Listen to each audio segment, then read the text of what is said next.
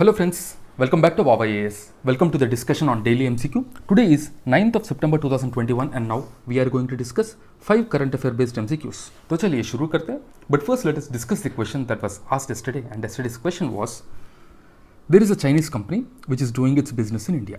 The profit made by the company will be part of, first one, India's GDP, second one, China's GNP. So here we have to choose the correct option. A 1 only, B 2 only, C both 1 and 2, and D neither 1 nor 2, and it was Abzur Qureshi who gave the correct answer. The correct answer is C both 1 and 2. So if you see this question, let's say there is a Chinese company which is doing a business, a burger business in India, and each burger is sold at 100 rupees. Each burger, let's say, is sold at 100 rupees. So when a burger is sold, this burger joint will receive this 100 rupees. Okay? And this 100 rupees which is received by this burger joint will be part of India's GDP. Okay? Now this 100 rupees actually consists of lot of you can say divisions. One is the salary component, right? And salary of the employees. Other is the rent component, and other is the expenses with related to the all the materials that goes into the manufacturing or making of burger. So all of these components will be there.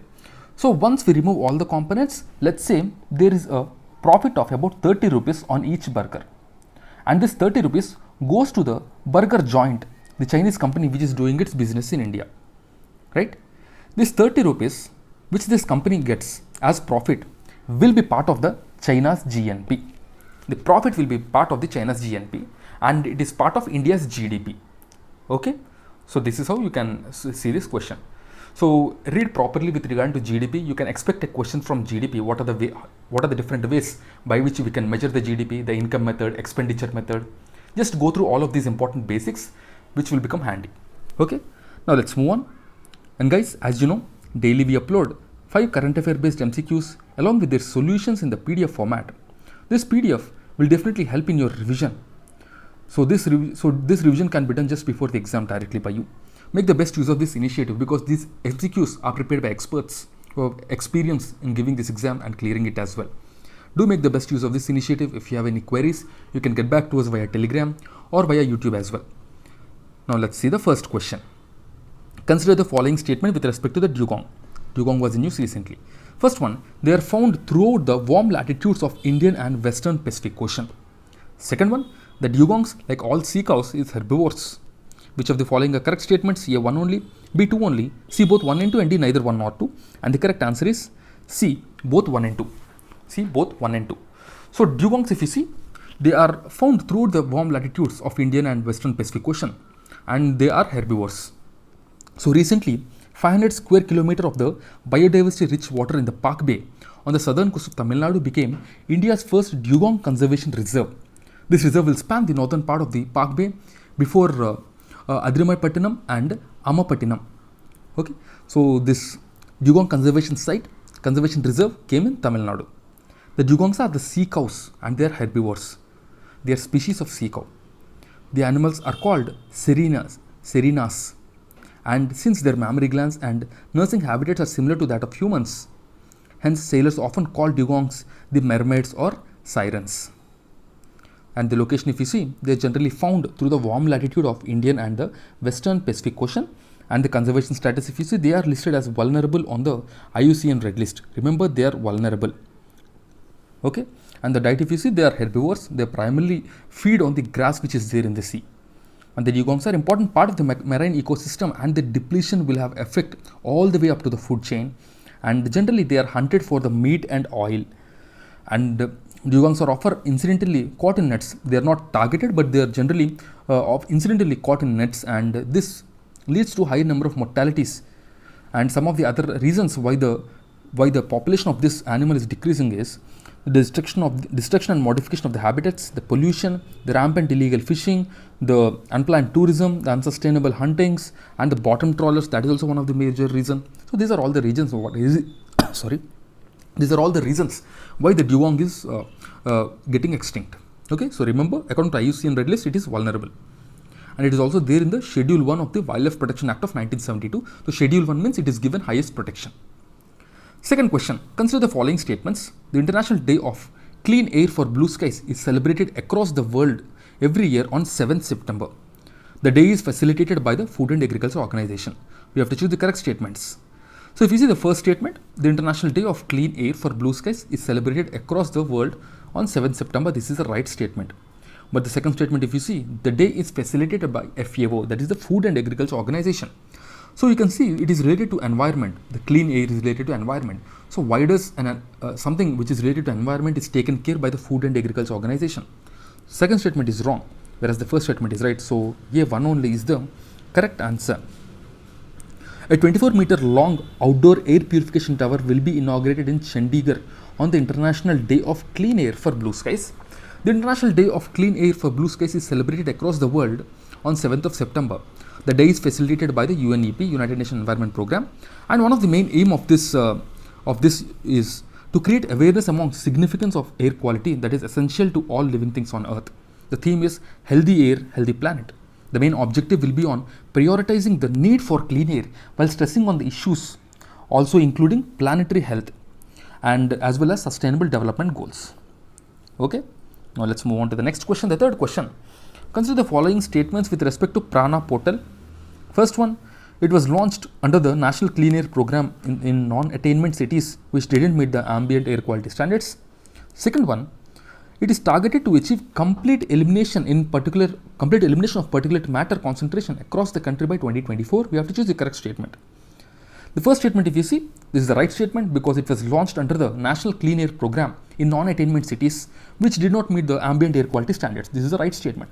But the second statement, if you see, it is given that it is targeted to achieve complete elimination of particulate matter. So this statement, if you see, it is a completely extreme statement. Logically, if you think, is it possible to completely eliminate particulate matter? The answer is no. See, such type of statements are even given by UPSC as well. Generally, the extreme statements are wrong. So this statement is also a wrong statement. So the correct answer is A1 only. A1 only. Recently, the Minister of Environment, Forest and Climate Change, while speaking at the International Day of Clean Air for Blue Skies, informed that the number of cities with improved air quality had increased. And recently, they also said that they are inaugurating the first functional smoke tower at Anand Vihar in Delhi and launched portal for regulation of air pollution or PRANA. So PRANA is the portal related to air pollution, okay, and launched by the Minister of Environment. So it was launched under the National Clean Air Program in non-attainment cities which didn't meet the ambient air quality standards under the National Clean Air Program. It is targeted to achieve 20 to 30% reduction in particulate matter concentrations across the country by 2024, and it will support tracking of physical as well as financial status of the city's air action plan implementation and disseminate information on air quality to the public. Okay? So this is all the information about PRANA portal. Now let's move on to the fourth question. Consider the following pairs, institution and the founder are given. The Swatantra Shramik Party, P.R. Ambedkar, the Swadeshi Steam Navigation Company, V.O. Chidambaram Pillai, Tattva Bodhini Sabha, Umesh Chandra Banerjee. We have to choose the correct statement. We have to choose the correct matching. A1 and 2, B2, C1 and 3 and D3. See, most of you might have heard about this Tattva Bodhini Sabha. Tattva Bodhini Sabha is by Debendranath Tagore. So by this you can eliminate these two. Option C and D can be eliminated. Swatantra Shramik Party. If you see the Shramik Party, so it is related to labor and all. So there is a great chance that it is found by Ambedkar. If you just go by this logic, only two options are left. The correct answer is A, 1 and 2. Even if you don't know, Swadeshi Steam Navigation Company is given by V.O. Chidambaram Pillai. It was founded by V.O. Chidambaram Pillai. You can still answer this kind of questions, okay, by the elimination technique. Recently, Prime Minister Narendra Modi paid tribute to V.O. Chidambaram Pillai, who is a legendary freedom fighter, on his 150th birth anniversary. He was popularly known as Kaplotian Tamilian and Sekizuta Semal. And V.O. Chidambaram Pillai was born on 5th of September 1872 to an eminent lawyer, Olangathan Pillai. He is a Tamilian and he was born in Tamil Nadu. So Chidambaram Pillai entered politics in 1905 following the partition of Bengal. And towards the end of 1905, Chidambaram Pillai visited Madras and he was drawn closer to the Swadeshi movement initiated by Bal Gangadhar Tilak and Lala Lajpat Rai. The Chidambaram Pillai was drawn towards the Ramakrishna mission and he came into contact with Subramanya Bharati and Mandayam family.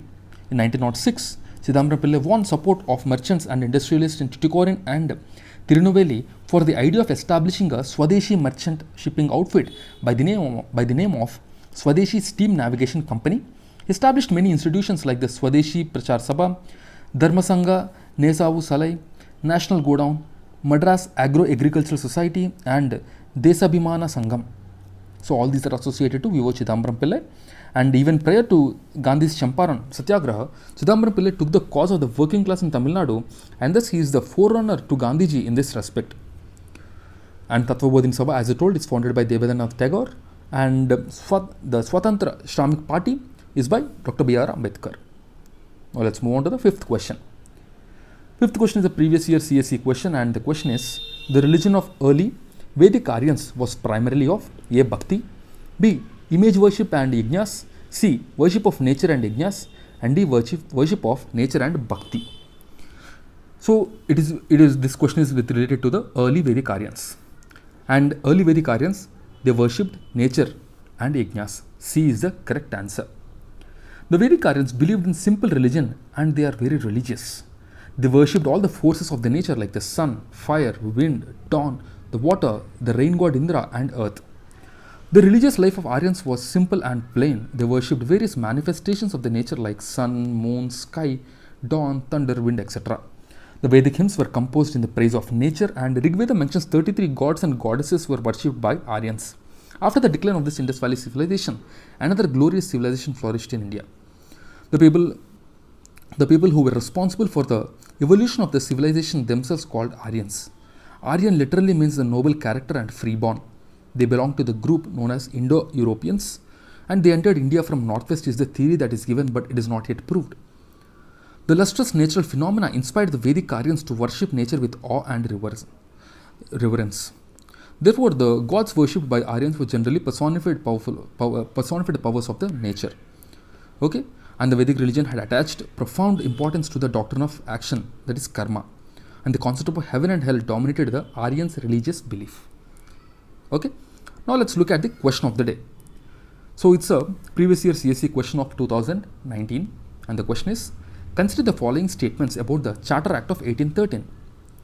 First one, it ended the trade monopoly of the East India Company in India except for the trade in tea and trade with China. Second one, it asserted the sovereignty of the British Crown over the Indian territories held by the company. Third one, the revenues of India were now controlled by the British Parliament. Here we have to choose the correct option. A 1 and 2, B 2 and 3, C 1 and 3 and D 1, 2 and 3. Do give your answer in the comment box. Tomorrow we will discuss this question. Guys, we have launched Vision Prelims Test Series Summary, Vision Mains Test Series Summary, Vision Monthly Magazine Summary and Vision. Okay, so you can just go through these summaries, okay, and so that you can improve your speed of preparation, because prelims is around the corner, and as you know, as prelims is around the corner, it is very important for you. It is very important for you to cover things very quickly. So make the best use of this initiative and you can even clear the prelims with flying colors. Okay, so that's it guys from my side. I'll see you again tomorrow with 5 more MCQs. Till then, keep studying and stay tuned. Jai Hind.